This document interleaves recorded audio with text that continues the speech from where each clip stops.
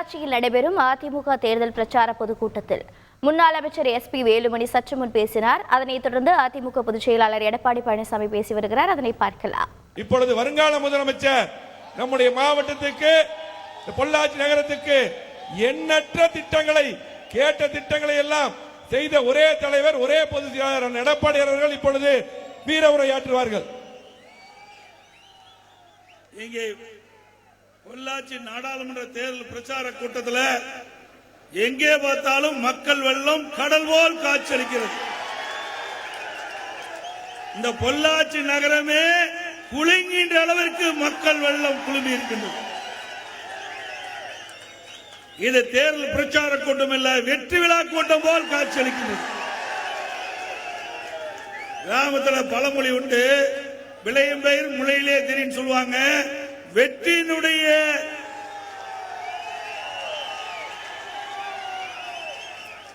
நம்முடைய வேட்பாளர் வெற்றி பெறுவது இந்த எழுச்சியிலிருந்து பார்க்கப்படுகிறது. இன்றைய தினம் அனைத்து இந்திய அண்ணா திராவிட முன்னேற்ற கழகம் ஒரு வலிமையான இயக்கம் என்பதை நாம் நிரூபித்து காட்டிக் கொண்டிருக்கிறோம்.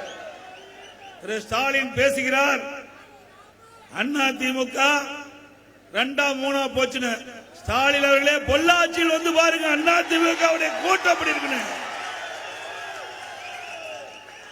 2ஆவது போல 3ஆவது போல ஒன்னா இருக்கின்றது என்று பொள்ளாச்சி நகரத்திலே குழுமி இருக்கின்ற மக்கள் வெள்ளமே சாட்சி.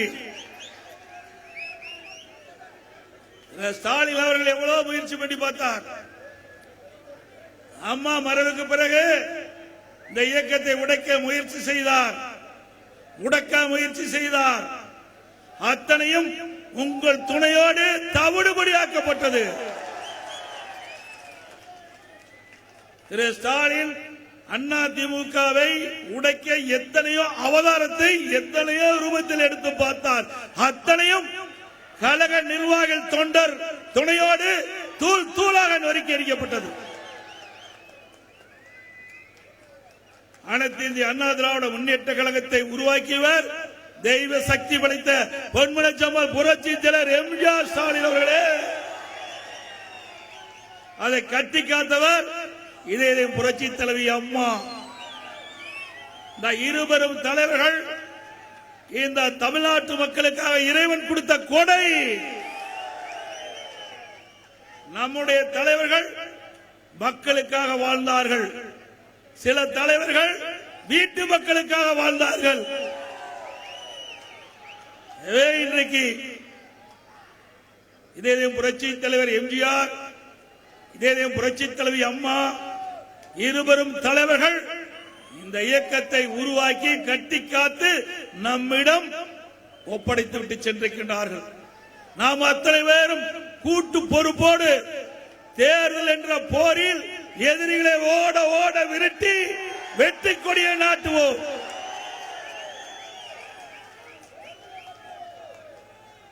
அனைத்து இந்திய அண்ணா திராவிட முன்னேற்ற கழகத்தை பொறுத்த வரைக்கும் தமிழகத்திலே 30 ஆண்டு காலம் ஆட்சி செய்த கட்சி. இன்றைக்கு எத்தனையோ தலைவர்கள் இங்கே வந்து பேசுகிறார், அதை செய்வேன் இதை செய்வேன் என்று சொல்லுகிறார். ஆக்கி வைத்த சாதத்தை சாப்பிடுவதை போல 30 ஆண்டு காலம் நம்முடைய தலைவர்கள், அம்மாவுடைய அரசு இரவென்றும் பகலென்றும் பாராமல் மக்களுக்கு உழைத்து இன்றைக்கு தமிழகம் இந்தியாவிலேயே ஒரு முதன்மை மாநிலமாக வருவதற்கு அண்ணா திமுக அரசு பாடுபட்டது. ஓராண்டு 2 அல்ல, 30 ஆண்டு காலம் உழைத்த உழைப்பு அண்ணா திமுக அரசு. அதனால் தமிழகம் அனைத்து துறைகளிலும் அகில இந்திய அளவிலே உயர்ந்து நிற்கின்றது. புதிதாக ஒரு தலைவர் வந்திருக்கிறார். இதுல பாரதிய ஜனதா கட்சியில அவர் யாருன்னு உங்களுக்கு தெரியும். பிளைட்ல ஏறும்போது பேட்டி கொடுப்பார், இறங்கும்போது பேட்டி கொடுப்பார். பேட்டி கொடுப்பதுதான் அவருடைய வேலை. பேட்டி கொடுத்து தலைவர் மக்களை ஈர்க்க பார்க்கிறார். இன்றைக்கு தலைவர்கள் பல வழியிலே மக்களை சந்திப்பார்கள். ஆனால் இந்த தலைவர் டெக்னிக்கா அப்பப்ப பேட்டி கொடுத்து மக்களை நம்ப வைத்து வாக்குகளை பெற முயற்சிக்கிறார். அது ஒன்றும் தமிழ்நாட்டு மக்களிடத்தில் எடுபடாது. இங்கே உழைக்கின்றவர்களுக்கு தான் மரியாதை உண்டு.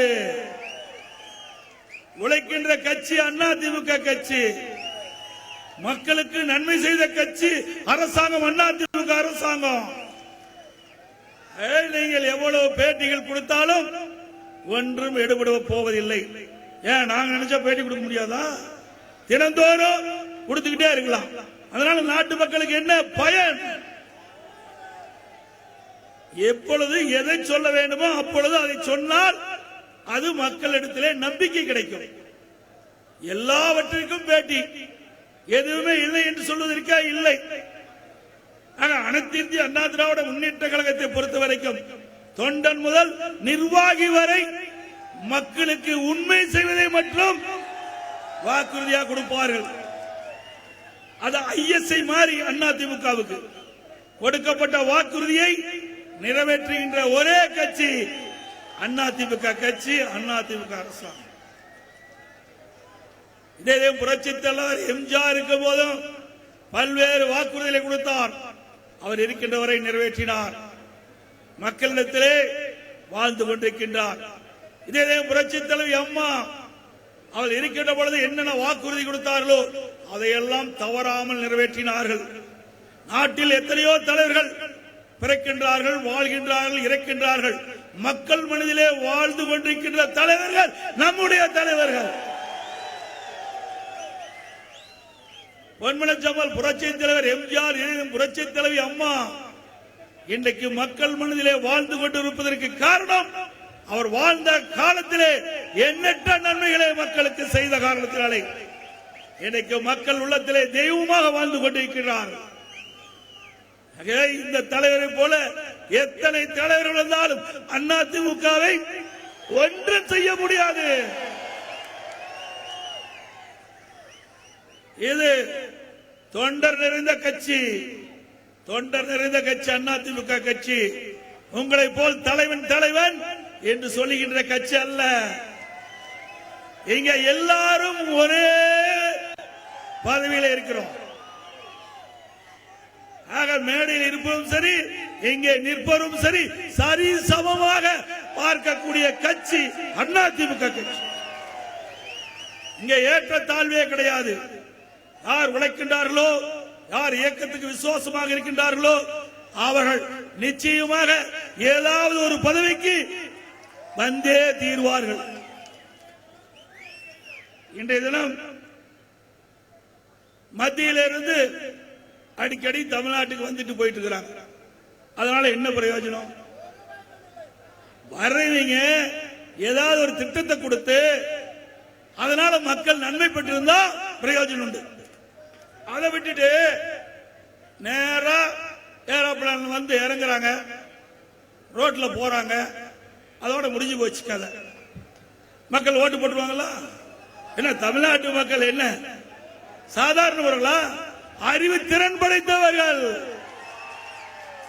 எது சரி தவறு என்று எடை ஓட்டு பார்த்து தீர்ப்பளிக்கக்கூடிய மக்கள் தமிழ்நாட்டு மக்கள். இந்த ஏமாற்று வேலையெல்லாம் ஒண்ணு எடுபடாது. தமிழகத்திலே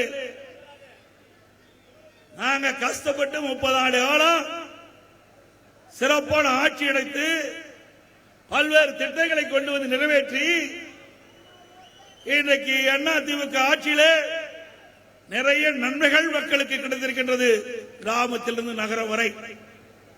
இப்படிப்பட்ட சூழலில் யாரோ வந்து ஏதோ பேசி மக்களை குழப்பி அந்த குழப்பத்திலே அரசியல் ஆதாயம் தேட முயற்சிக்கிறார்கள். அது ஒருபோதும் நடக்காது தமிழகத்திலே. இன்றைய தினம்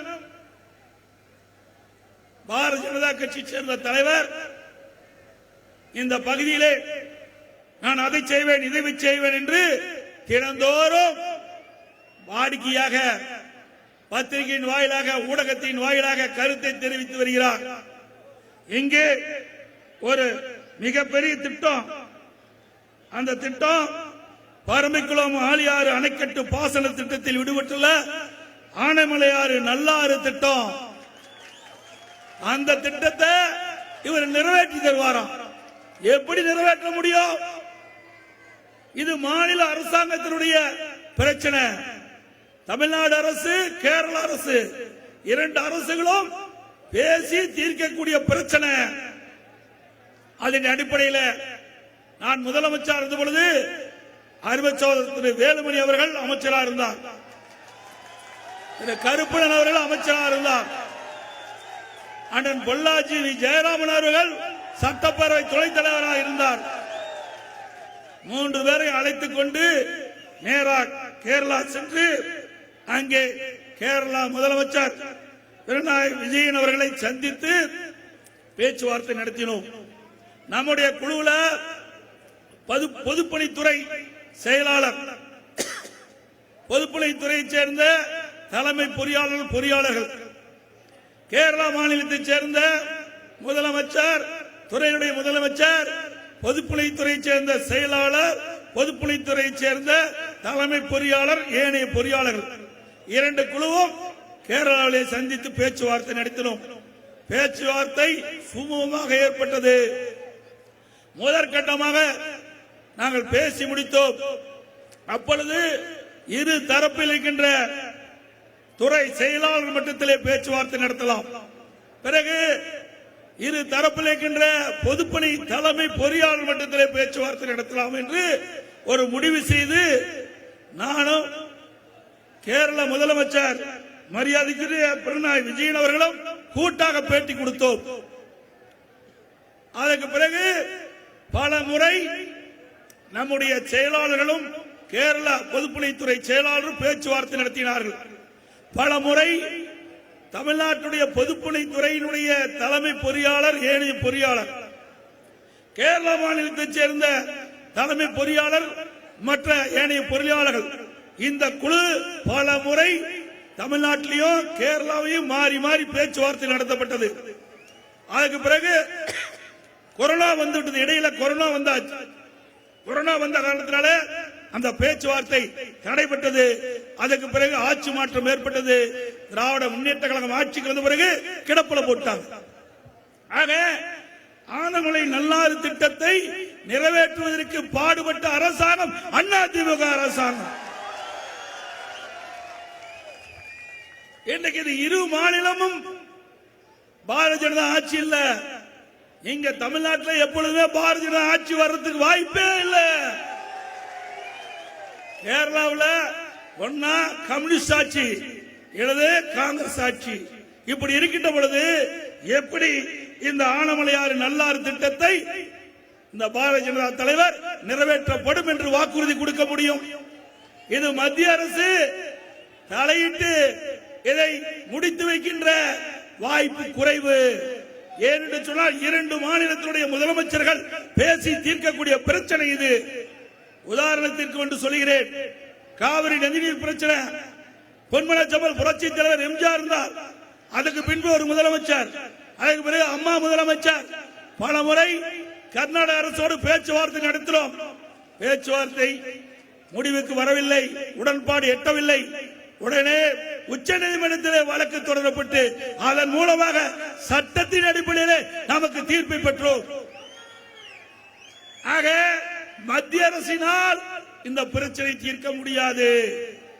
மாநில அரசுகள் தான் இந்த பிரச்சனை தீர்க்க முடியும். இன்னும் ஒன்று, உச்ச நீதிமன்றம் அளித்த தீர்ப்பு, காவிரி நதிநீர் பிரச்சனைக்கு உச்ச நீதிமன்றம் தீர்ப்பு கொடுத்திருந்தது. அந்த தீர்ப்பை கூட மத்தியிலே ஆண்ட பாரதிய ஜனதா கட்சி நிறைவேற்றுவதற்கு காலதாமதம் செய்தது.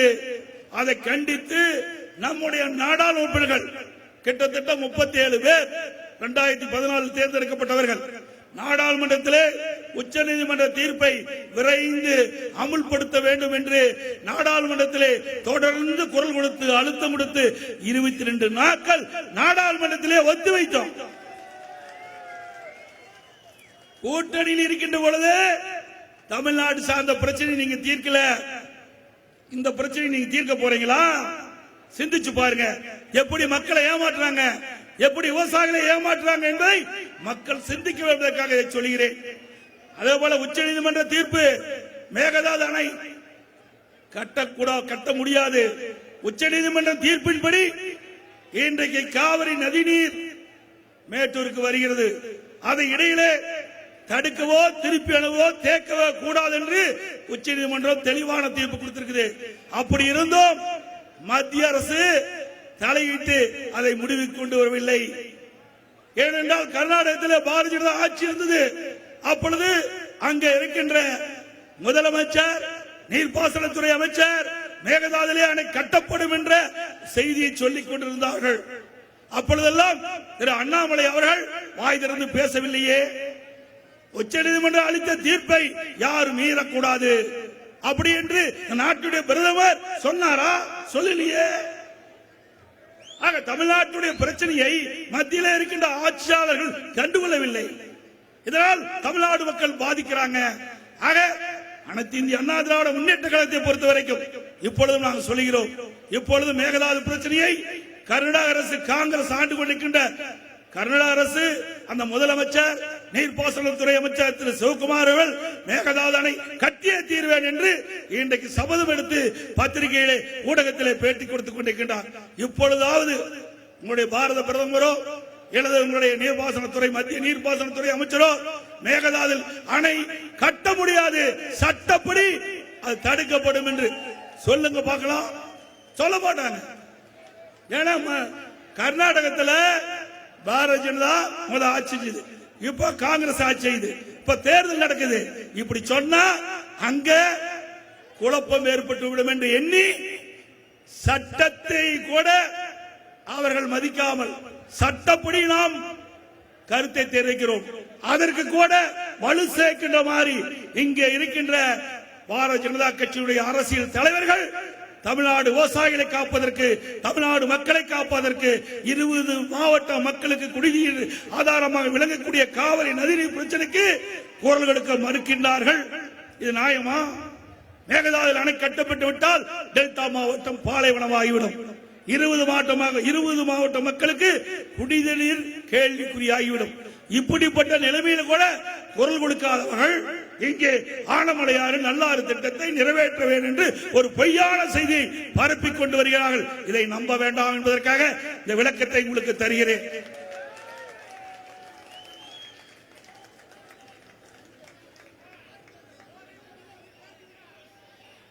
அதே போல இன்றைக்கு விடியா திமுக அரசு பொறுப்பேற்று 3 ஆண்டு காலமாகிறது. திரு ஸ்டாலின் போற பக்கமெல்லாம் பேசுறார். அனைத்து இந்திய அண்ணா திராவிட முன்னேற்ற கழகம் 10 ஆண்டு காலம் இருண்ட ஆட்சி என்று குரல் கொடுத்திருக்கின்றார். திரு ஸ்டாலின் அவர்களே, நான் தெளிவாக சொல்லிவிட்டேன். இந்த தேர்தல் பிரச்சார மேடையில் இருந்து பேசுகிறேன். அனைத்து இந்திய அண்ணா திராவிட முன்னேற்ற கழகத்தினுடைய 10 ஆண்டு கால ஆட்சி என்னென்ன சாதனை செய்தது என்று நான் மேடையிலே பேசுகிறேன். நீங்கள் ஆட்சி பொறுப்பேற்று 3 ஆண்டு காலமாகிறது. என்னென்ன திட்டத்தை கொண்டு வந்து அதனால் மக்கள் என்ன நன்மை பெற்றார்கள் என்று நீங்கள் பேசுங்கள். மக்கள் நீதிபதியாக இருந்து தீர்ப்பு கூறட்டும். ஒன்னையுமே காணோம். நான் பல முறை சவால் விட்டுட்டேன், ஆனா இதற்கு பதிலே இல்லை. ஆனா அதுக்கு மாறாக என்னை அவதூறாக பேசுவது, இழிவாக பேசுவது, இப்படித்தான் திரு ஸ்டாலின் தேர்தலுடைய பரப்புரை இருக்கின்றது. திரு ஸ்டாலின் அவர்களே, நான் ஒரு விவசாயியாக இருக்கின்றேன். நான் ஒரு விவசாயி. கஷ்டம், நஷ்டம், துன்பம், துயரம், வேதனை அனைத்தும் அனுபவித்திருக்கின்றேன். என்னுடைய வாழ்க்கையிலே ஒரு சாதாரண கிளைக்கழக செயலாளராக இருந்து இன்றைக்கு இந்த மக்களுடைய ஆதரவோடு மேடையில வைக்கின்ற கழக நிர்வாகிகள் துணையோடு கழகத்துடைய பொதுச் செயலாளராக இன்றைக்கு எனக்கு இந்த வாய்ப்பை தந்திருக்கின்றார். உங்களை போல உழைக்காமலே பதவிக்கு வந்த தலைவர் அவர். திரு ஸ்டாலினுடைய அப்பா முதலமைச்சராக இருந்தாரு, திமுக தலைவராக இருந்தாரு. அதனால நீங்க எம்எல்ஏ ஆனீங்க, அமைச்சர் ஆனீங்க, துணை முதலமைச்சர் ஆனீங்க, இப்போ முதலமைச்சர் ஆகிறீங்க. இங்க இருக்கின்ற சாதாரண தொண்டர்கள், கிளைக்கழகத்துடைய செயலாளர்கள், அதே போல நானும் இங்கே நின்று நம்முடைய தலைவருடைய பேச்சை கேட்டு கைதட்டி மகிழ்ந்து ஒன்றிய பொறுப்பு, மாவட்ட பொறுப்பு, மாநில பொறுப்பு, அதே போல எம்எல்ஏ, எம்பி, அதுக்கு பிறகு அமைச்சர், அப்புறம் தான் முதலமைச்சராக இருக்கிறேன். கிளைக்கழக செயலாளர் எப்படி பாடுபட வேண்டும், ஒன்றிய பொறுப்பாளர் எப்படி பாடுபட வேண்டும், உழைக்க வேண்டும், மாவட்ட செயலாளர் எப்படி மாவட்டத்தை கட்டி காக்க வேண்டும், தலைமையிலே எப்படி நடந்து கொள்ள வேண்டும் என்றதெல்லாம் அனுபவ ரீதியாக நான் பயின்றவன். உங்களை போல ஒப்பா மரப்பிலே நான் பதவியில் வரவில்லை.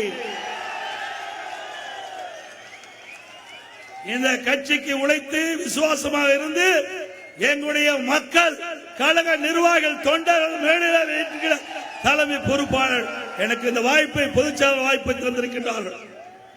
ஆகவே எந்த ஒரு கஷ்டம் இல்லாம நீங்க பதவிக்கு வந்து இவ்வளவு பேசுறீங்களே, உழைத்து வந்தவனுக்கு எவ்வளவு தெம்பு திராணி இருக்கும்.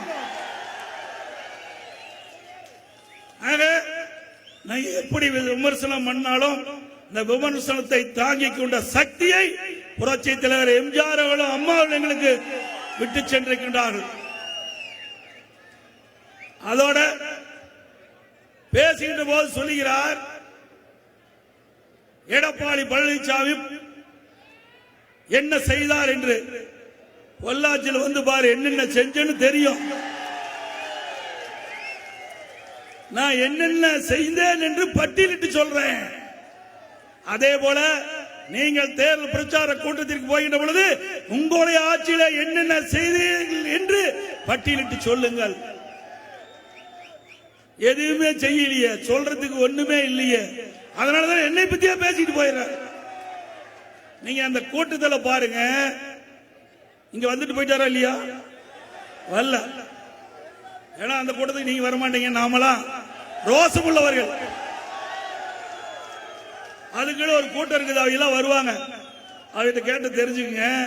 அவர் வருவாரு, நம்மளை பத்தி திட்டுவாரு, என்னை பத்தி அவதூறா பேசுவாரு, அதோட கூட்டம் முடிஞ்சு போயிரு. இதுக்காக தேர்தல் பிரச்சார கூட்டம்.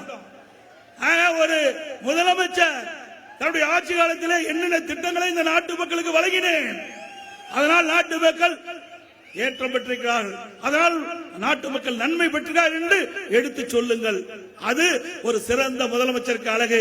அதை விட்டுவிட்டு உங்களுடைய தகுதிக்கு ஏற்றவாறு பேசுங்கள். நீங்க ஒரு முதலமைச்சராக இருக்கின்றீர்கள், அதை மறந்து இழிச்சொல்லை பயன்படுத்தாதீர்கள். அப்படி இழிச்சொல் தொடர்ந்து எங்கள் மீது சொல்லிக் கொண்டிருந்தால் எங்களுடைய தொண்டன் சும்மா இருக்க மாட்டான். அவரெல்லாம் பேச ஆரம்பிச்சுட்டா நீ தாக்கு பிடிக்கவே முடியாது ஸ்டாலின் அவர்களே. அதோட இந்த பொள்ளாச்சி பகுதி தென்னை மரங்கள் நிறைந்த பகுதி, தென்னை விவசாயம் நிறைந்த பகுதி. இந்த தென்னை விவசாயம் நிறைந்த பகுதியில் இந்த தென்னை பயிரிட்டுகின்ற விவசாயிகள் பெரும் நஷ்டத்துக்கு உள்ளாகி கொண்டிருக்கின்றார்கள். கடந்த காலத்தில் கடு வறட்சியில பாதிக்கப்பட்டாங்க. பிறகு அந்த விவசாயிகள் கொப்பரை தேங்காய் விலை வீழ்ச்சியில் பாதிக்கப்பட்டாங்க. அப்ப விலை வீழ்ச்சி வருகின்ற பொழுது அதிமுக அரசு மத்திய அரசை வலியுறுத்தி அவர்களுக்கு தேவையான விலையை நீங்கள் வழங்க வேண்டும் என்று வற்புறுத்தினோம். விலையை சற்று உயர்த்தி வழங்கினாங்க. ஆனா நம்ம கேட்ட அளவுக்கு வழங்கல. அதோட இன்றைய தினம் இந்த விவசாயிகள் கோரிக்கை ஏற்று நீரா பணம் தயாரிப்பதற்கு அதிமுக அரசு தான் அனுமதி அளிச்சது. அதோட பாண்டியாறு புன்னம்பல திட்டம், அதுவும் அருமையான திட்டம். அந்த திட்டத்தை நிறைவேறுகின்ற பொழுது நமக்கு கூடுதலாக 10 டிஎம்சி தண்ணீர் பவானி சாகர் அணைக்கு கிடைக்கும். இன்றைக்கு இந்த கொப்பரை தேங்காயை பயன்படுத்தி இதிலே தேங்காய் எண்ணெய் தயாரிக்கப்பட்டு நம்முடைய ரேஷன் கடையிலே இந்த தேங்காய் எண்ணெய் விற்பனை செய்தால் இந்த தேங்காய் பயிரிட்டு தென்னை பயிரிட்ட விவசாயிகள் பயன்பெறுவார்கள் என்று கோரிக்கை வைத்திருக்கின்றார்கள். அதையும் அதிமுக அரசு வந்த பிறகு நிறைவேற்றி தரப்படும். தேங்காய் நார் உற்பத்தி இன்றைக்கு அந்த தேங்காய் நார் உற்பத்தி கடுமையாக பாதிக்கப்பட்டிருக்கிறது. அதற்கு புத்துயிர் ஊட்டுகின்ற விதமாக இன்றைக்கு பல்வேறு நடவடிக்கைகள் அதிமுக அரசு வந்த பிறகு எடுக்கப்படும். நம்முடைய வெற்றி வேட்பாளர் அறிவிச்சார் திரு கார்த்திகேயன் அவர்கள் நாடாளுமன்ற தேர்ந்தெடுத்த பிறகு மத்தியிலே உங்களுக்கு குரல் கொடுத்து இந்த தேங்காய் நாறு உற்பத்தியாளர்களுக்கு தேவையான வங்கி கடன், மானியம் போன்ற வகைகள் பெற்றுத் தருவதற்கும் நாங்கள் நடவடிக்கை எடுப்போம். செய்திகளை உடனுக்குடன் தெரிந்து கொள்ள உடனே சப்ஸ்கிரைப் பண்ணுங்க.